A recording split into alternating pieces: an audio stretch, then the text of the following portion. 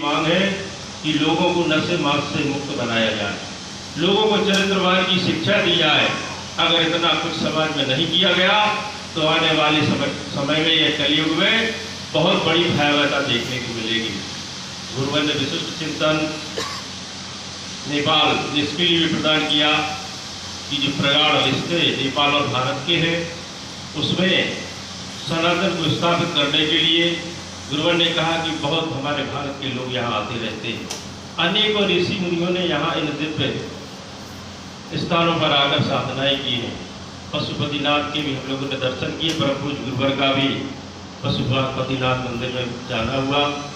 और सबसे अधिक महत्वपूर्ण बात ये रही कि गुरुवर ने एक ऐसी विषम परिस्थिति में वहाँ पर 2 दिवसीय शक्ति कीर्तन जनजागरण शिविर किया जहाँ पर लोगों को लग रहा था कि ये शिविर संपन्न हो पाएगा कि नहीं हो पाएगा।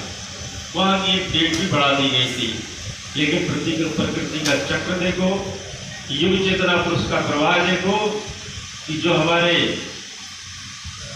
विश्व युद्ध जैसी तैयारियां अनेकों देशों की चल रही थी, हमारी भी चल रही थी। गुरुवर ने उन सभी पर विराम लगाते हुए एक ऐसे स्थान पर शिविर किया जहां तक नेपाल वासियों ने सोचा नहीं होगा कि यहाँ पर शिविर हो पाएगा। हम लोग वहाँ पहले पहुँचे तो वहाँ के गुरु भाई है, क्षैतिज जी है, कविता जी है, अन्य लोग हैं, उन सब लोगों की मुलाकात हुई। तो उन्होंने कहा भैया हम लोगों के पहले जो पूर्वज है वो भी बता रहे हैं कि पशुपतिनाथ मंदिर परिसर में पार्किंग में आज तक किसी का कार्यक्रम नहीं हुआ। अभी तक न किसी धर्माचार्य का न किसी राजनेता का। ये जो हमारे गुरुवर और माँ की कृपा है कि 2 दिवसीय राष्ट्र निर्माण हेतु यह शक्ति केंद्र जनजागरण से संपन्न हुआ।